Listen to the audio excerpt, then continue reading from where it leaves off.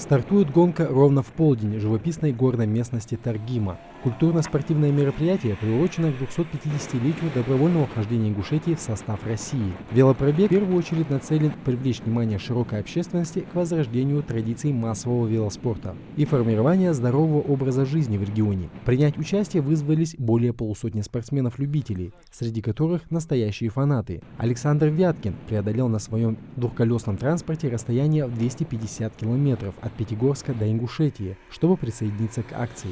В прошлом велогонщик достаточно успешно показывал свое мастерство, исполняя райдерские трюки.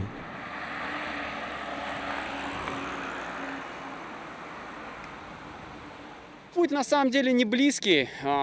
Получается, первый день я доехал до города Нальчик, второй день до Владикавказа, и вот третий день я, получается, уже приехал сюда, в город Магаз, где стал участником такого интересного события. То есть, вот, 1,5 дня в пути, и ты на месте. Я думаю, что здесь есть ребята, которые тоже очень круто катаются. В конце концов, у нас здесь не соревнования, то есть, и, наверное, задача стоит все-таки другая – популяризировать туризм, здоровый образ жизни. Этот велопроект сложно назвать гонкой, так как призовые места не предусмотрены, а само мероприятие скорее носит характер велопрогулки, хотя азарт и конкуренцию никто не исключает. Протяженность маршрута 75 километров по дорогам региона. Этот путь велосипедисты должны преодолеть за 5 часов. Финишный маяк на площади Алания у 100-метровой башни. Среди участников нет профессионалов. Это врачи, банкиры, работники госучреждений и предприниматели. И всех их объединяет одно – стремление привлечь как можно больше людей к здоровому образу жизни и заодно протестировать свои собственные силы в этом марафоне.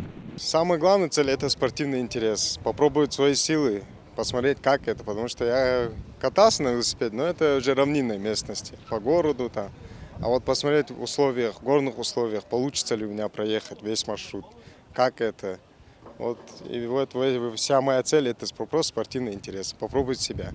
Есть там большие протяженные подъемы, 4 километра есть, например, где в Сурхахи заезжаешь, поэтому будет сложно, но мы легких путей не ищем. Впечатляет не только масштаб велогонки, но и сами гоночные средства передвижения. Здесь можно встретить самые разные варианты. От собранных своими руками до самых лучших технически оснащенных велосипедов. Руководство региона поддерживает мероприятия, которые способствуют эффективной пропаганде здорового образа жизни, развитию туризма в Ингушетии и патриотизма. По заявлению авторов проекта, результат превзошел их самые смелые ожидания и теперь имеет все шансы стать традиционно ежегодным. Мы рассчитывали на 30-40 человек, но имеется в виду, что согласятся.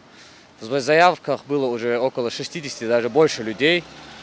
Приехало около 50 людей, так что наш план даже немного перевыполнен, чему мы и рады, в принципе, очень.